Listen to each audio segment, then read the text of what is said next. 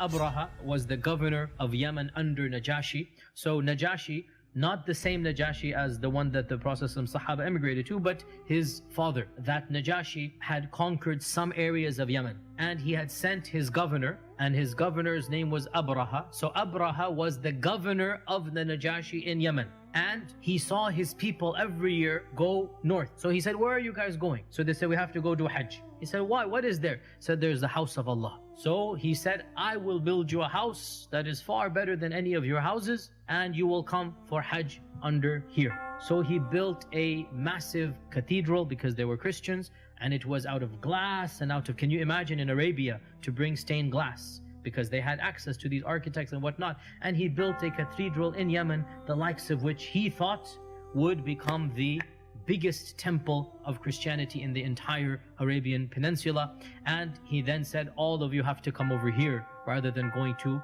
up north to the Kaaba. And when one of the Bedouins heard this, he went there, but he went there to relieve himself, number one and number two. And he went there and he did that. And he became so angry, Abraha, that he said, as revenge, I will destroy this house, so people must come to my house. And that is why he gathered together his army. And of course, because they were from Abyssinia, so they had elephants. Otherwise, elephants did not live in the Arabian Peninsula as natural beasts over there. But because he was from Africa, so he had a group of African elephants. And of course, the people of Africa had trained the elephants to be instruments of war. And this was when he marched to the Kaaba, and he went with his army of around, they say, some say 8 and some say 20 elephants. And the chief elephant, by the way, his name was Mahmud. And it is also said that the Quraysh left the city after making lots of dua. Abdul Muttalib is pleading in front of the Kaaba, oh Allah, we cannot fight this army, they're too strong for us, they have these elephants, they have these 1,000 men, whatever, you take care of it. And they then left to the mountains, and this is when they faced Mahmud to the Kaaba, and they are telling him to go and go and go, and he would not go. Even if they whipped him, they beat him, they bled him, elephant would not move. But whenever they turned him in any other direction, he would move in that direction. That is when large birds came. أَرْسَلْنَا عَلَيْهِمْ طَيْرًا أَبَابِيلَ تَرْمِيهِمْ بِحِجَارَةٍ مِّن سِجِّيلٍ. So stones from Jahannam, imagine stones from Jahannam in this world, they're coming.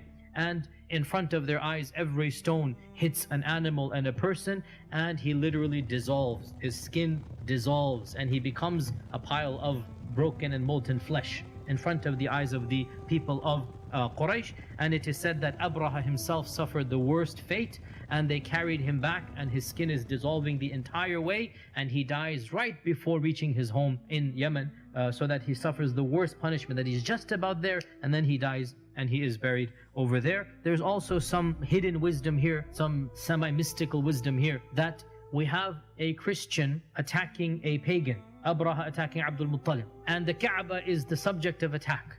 And neither of them is able to defend. In fact, the one is attacking and the other cannot defend.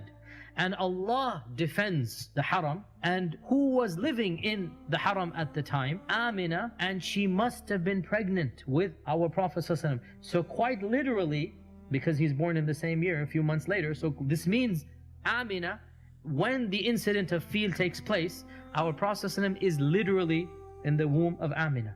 So there's a huge symbolism here, that Allah Himself protects not just the Kaaba, but what else? Our Prophet ﷺ. And it is as if to indicate that the mushrikun could not protect the Kaaba. They're not worthy of the Kaaba. So Allah subhanahu wa ta'ala destroyed those who attempted to harm it, because there will come now somebody who will be worthy of the Kaaba. The Quraysh have not been worthy to the level they deserve.